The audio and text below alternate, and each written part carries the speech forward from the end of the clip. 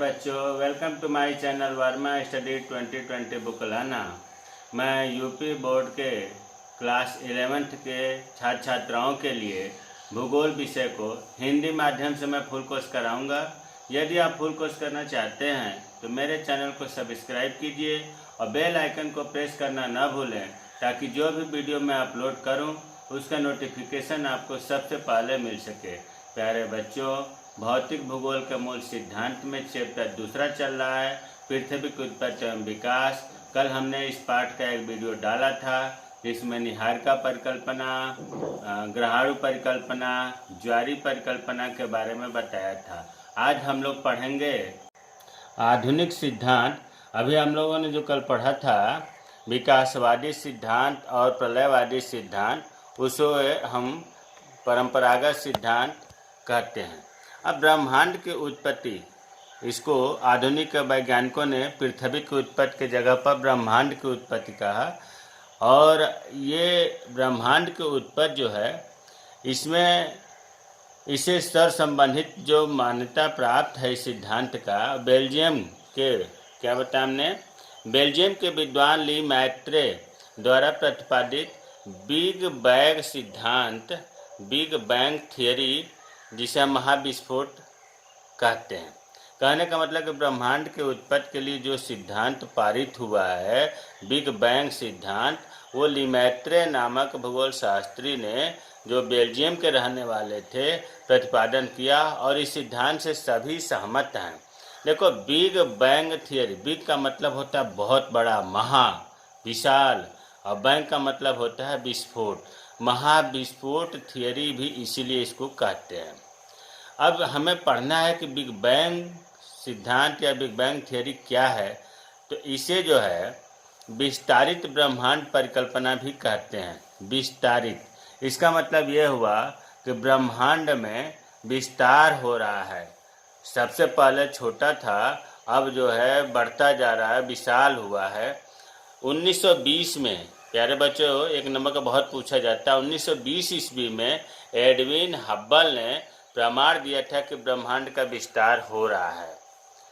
ये बहुत महत्वपूर्ण क्वेश्चन है। एक नंबर में एडविन हब्बल ने प्रूफ सहित बताया था 1920 में कि ब्रह्मांड का विस्तार हो रहा है।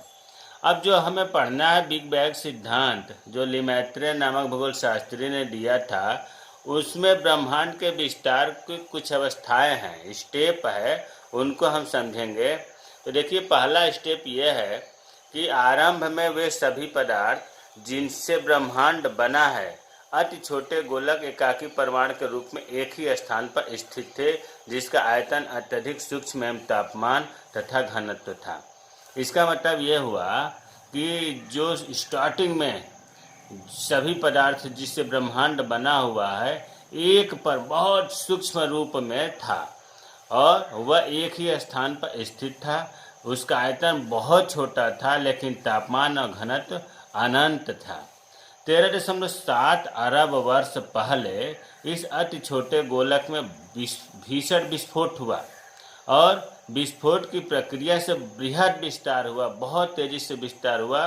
मतलब इतना तेजी से हुआ कि कुछ एक सेकेंड के भी कम, एक सेकेंड के अल्पांश के अंतर्गत, मतलब कुछ सेकेंड में, एक सेकेंड से भी कम में इसमें बहुत तेजी से विस्तार हुआ। और इसके बाद विस्तार की गति धीमी हो गई, उतनी तेजी से फिर नहीं हुई।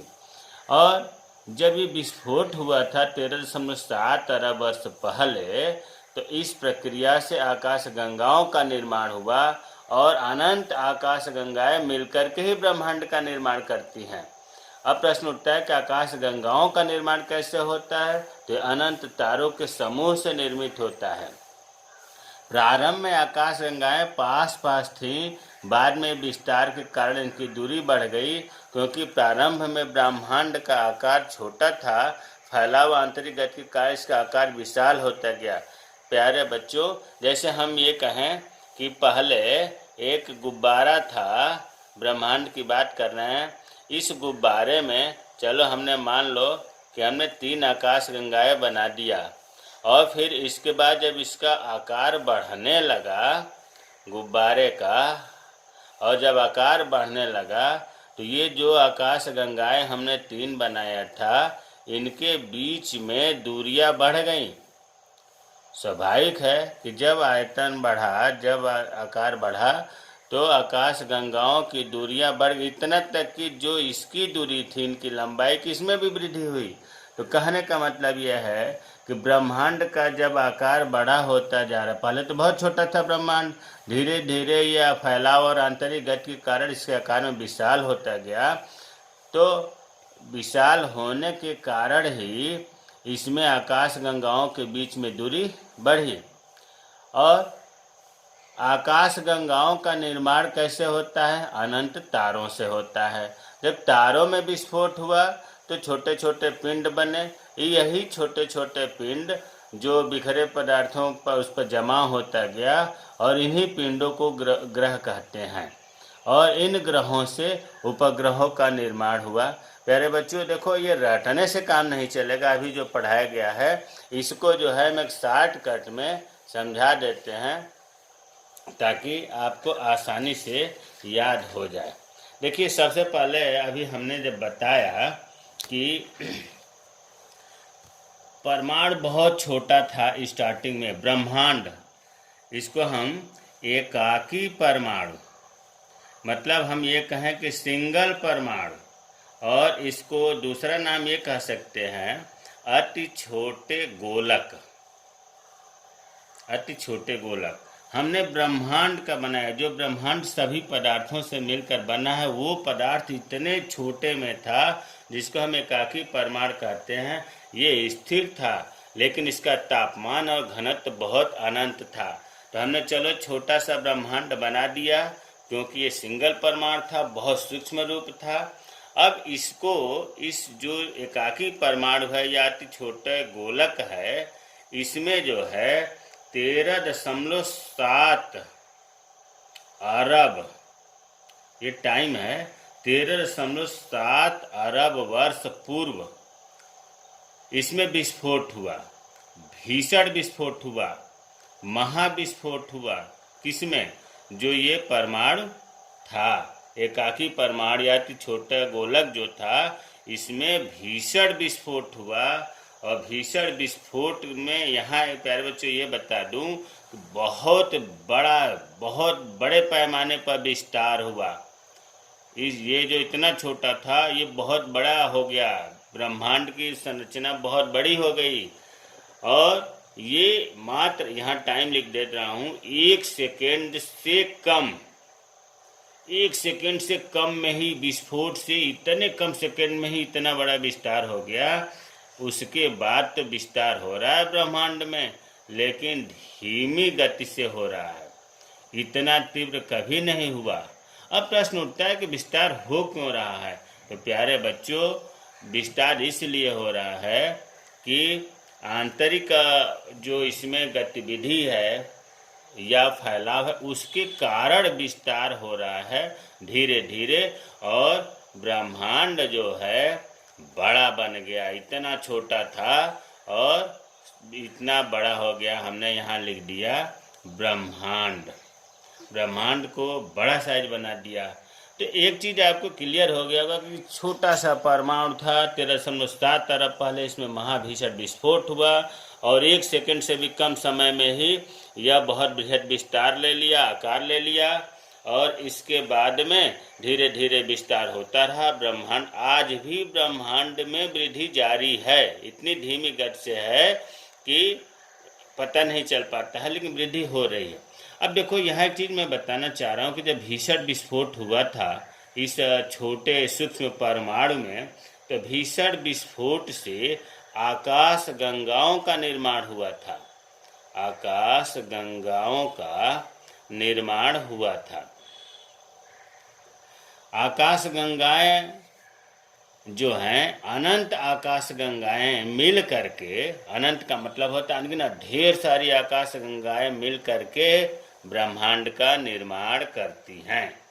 यहाँ हम लिख सकते हैं कि अनंत आकाश गंगाओं के समूह से। ये चीज़ क्लियर हो गया। भीषण विस्फोट से आकाश गंगाओं का निर्माण हुआ, और आकाश गंगाएं, अनंत आकाश गंगाओं के निर्माण से मतलब मिलने से ब्रह्मांड हो गया। अब प्रश्न उठता है कि आकाश गंगाओं का निर्माण कैसे होता है। तभी हमने बताया था कि अनंत तारों के समूह से, अनंत तारों के समूह से आकाश गंगाओं का निर्माण हुआ। और तारों में जब विस्फोट हुआ, ये हम कहें कि जब तारों में विस्फोट हुआ तो ये भी छोटे छोटे पिंडों का निर्माण हुआ। जब तारों में विस्फोट हुआ तो छोटे छोटे पिंडों का निर्माण हुआ, जिसे हम ये भी कह सकते हैं कि ग्रहों का निर्माण हुआ। जो छोटे छोटे पिंड बने वही तो ग्रह हैं। जो इस समय 8 ग्रह हैं, छोटे छोटे ग्रहों का पिंडों का निर्माण हुआ। इन पिंडों को ही ग्रह कहा गया। और फिर ग्रहों में जब विस्फोट हुआ तो उपग्रहों का निर्माण हुआ। तो इस प्रकार जो है पूरे ब्रह्मांड की संरचना आपको समझ में आ गया होगा। उतना जो एक पेज अभी आपने देखा रटा वो इतने में आ गया। बस आपको यही चीज़ याद रखना है कि जो ब्रह्मांड जिन पदार्थों से बना है वो छोटी संरचना है। 13.7 अरब वर्ष पहले उसमें महाभीषण विस्फोट हुआ। विस्फोट से बहुत बृहद विस्तार हुआ। उसके बाद धीमी गति से विस्तार हुआ और ब्रह्मांड का निर्माण हुआ। और भीषण विस्फोट के कारण आकाश गंगाओं का निर्माण हुआ, जो कि हमने गुब्बारे का उदाहरण दे करके भी बताया कि जैसे जैसे ब्रह्मांड की वृद्धि होती जा रही है वैसे वैसे आकाश गंगाओं के बीच की आपस की दूरी बढ़ती जा रही है। और आकाश गंगाओं के निर्माण अनंत तारों के समूह से होता है। अनंत आकाश गंगाएं मिलकर के ब्रह्मांड बनाती हैं। अनंत तारों में जब विस्फोट होता है तो छोटे छोटे पिंडों से ग्रहों का निर्माण होता है। ग्रहों में जब विस्फोट होता है तो ये उपग्रहों का निर्माण होता है। प्यारे बच्चों, बिग बैंग थियरी बहुत ही महत्वपूर्ण है जो लीमैत्रे ने दिया था। और 1920 में एडविन हबल ने ब्रह्मांड के विस्तार को बताया था, प्रमाण सहित बताया था। मुझे उम्मीद है कि समझ में आ गया होगा। जय हिंद, जय भारत।